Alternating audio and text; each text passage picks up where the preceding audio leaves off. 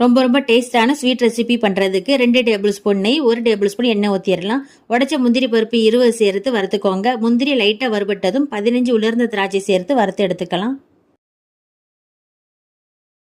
1 cup 150 gram சேமியாவை சேர்த்து தீய மீடியமாக வச்சு பொன்னிறமாக வறுத்துக்கோங்க. இந்த அளவு இதை மாற்றி வச்சிடலாம். சேமியாவை அளந்த அதே கப்பில் 2 கப் தண்ணி ஊற்றிக்கோங்க. தண்ணி நல்லா கொதிச்சதும் வறுத்த சேமியாவை சேர்த்துடலாம். தீய மீடியமாக வச்சு வேக வச்சுக்கோங்க. சேமியா வெந்ததும் அதே கப்புக்கு 3/4 கப் 200 கிராம் சீனி சேர்த்து கலந்து விட்டுக்கோங்க. கொஞ்சமாக ரெட் ஃபுட் கலர் சேர்த்துடலாம்.